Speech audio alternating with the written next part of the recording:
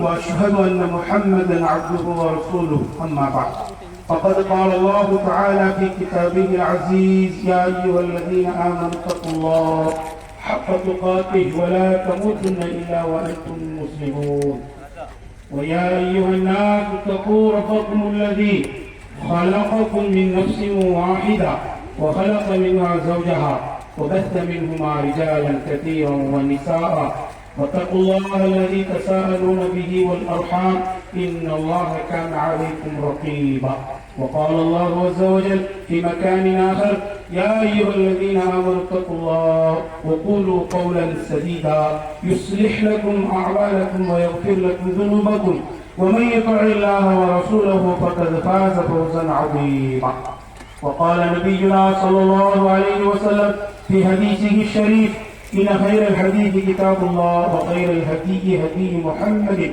صلى الله عليه وسلم وشر الأمور محدثاتها وكل محدثة بدعة وكل بدعة ضلالة وكل ضلالة في النار صلاة سلام உலகத்தின் ஒப்பற்ற தலைவரான உலக மக்களுக்கெல்லாம் ரஹ்மத் என்னும் அருளாக திகழ்கிற நபிமார்களில் இறுதியாக வருகை புரிந்த நமது அன்பு தூதர் நபிகள் நாயகம் ஸல்லல்லாஹு அலைஹி வஸல்லம் அவர்கள் மீதும் அவர்களது குடும்பத்தார்கள் மீதும் அவர்களது உத்தம தோழர்கள் அனைவரின் மீதும் மற்றும் இந்த பெருநாள் திடலிலே ஒன்று குழுமி இருக்கிற நம் அனைவரின் மீதும் என்றென்றும் நின்று நிலவட்டுமாக. அஸ்ஸலாமு அலைக்கும் வரஹ்மத்துல்லாஹி வபரகாத்துஹு.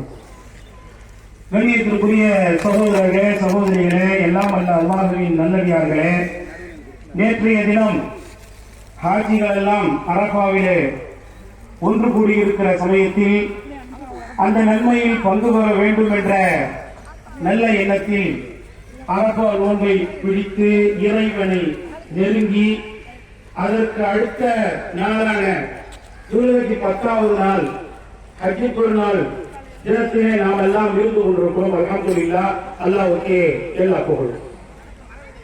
இந்த நாள் எப்படிப்பட்ட சிறந்த மகத்தான உயர்ந்த கண்ணியம் வாய்ந்த நாள் என்றால், அல்லாஹ் ரப்புல் ஆலமீன் திருமறை திருக்குர்ஆனிலே சத்தியம் செய்து சொல்கின்ற 10 நாட்களில் ஒரு நாளாக இந்த துல்ஹஜ் 10வது நாள் இருக்கிறது.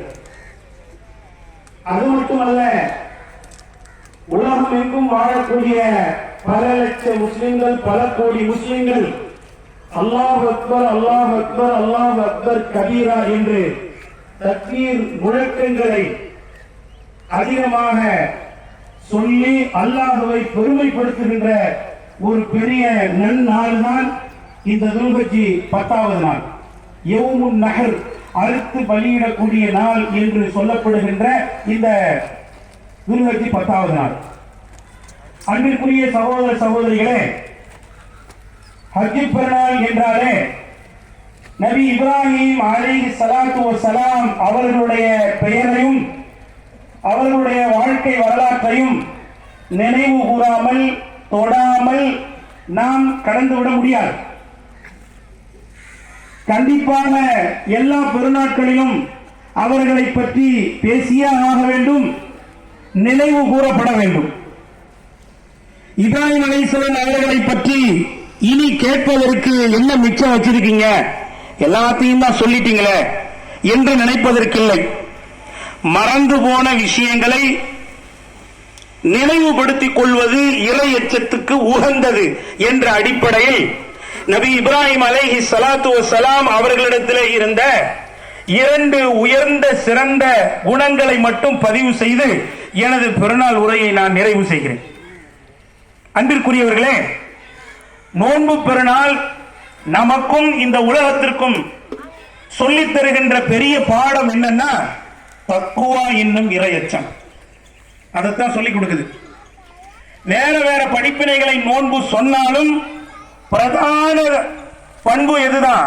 தக்குவா தான். அதை போல இந்த ஹஜ் பெருநாள், தியாக பெருநாள் நமக்கு சொல்லித் தருகின்ற பாடம், நமக்கு மட்டுமல்ல உலக மக்கள் எல்லோருக்கும் சொல்லித் தருகின்ற பாடம் என்னன்னு சொன்னா தியாகம், அர்ப்பணிப்பு.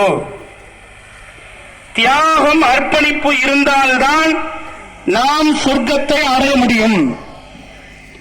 தியாகம் அர்ப்பணிப்பு இல்லாமல் சொர்க்கத்தை நாம் கனவு காண முடியாது.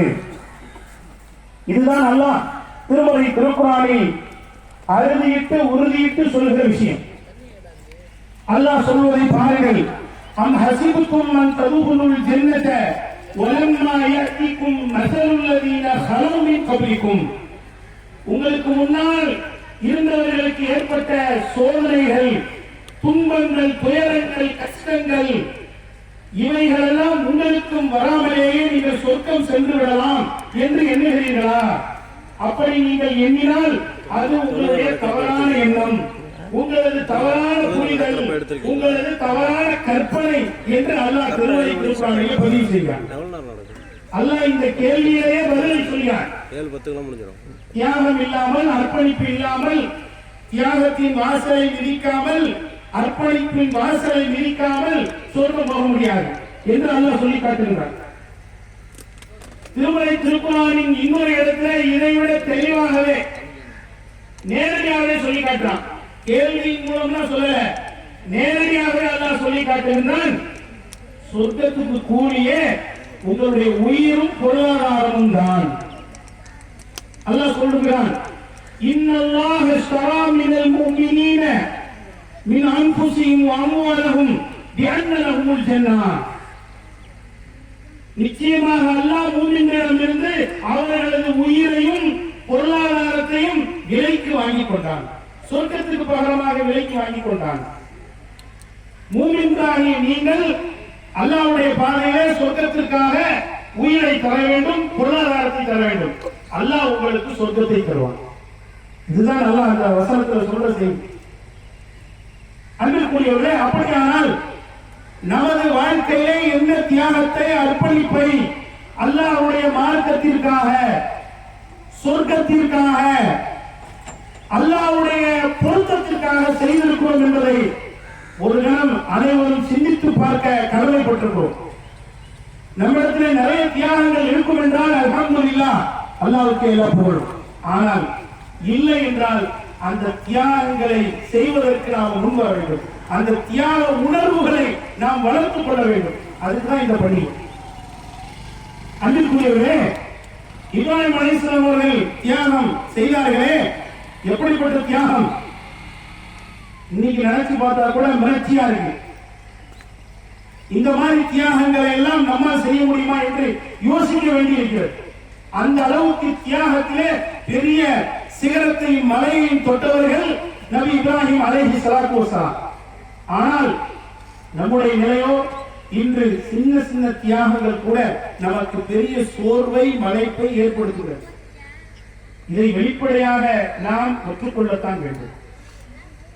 அன்பிற்குரியவர்களே, அப்ப இப்ராஹிம் அலைஹிஸ்ஸலாம் அவர்களிடத்தில் இருந்த அந்த தியாகம் நம்ம கிட்ட வரணும்.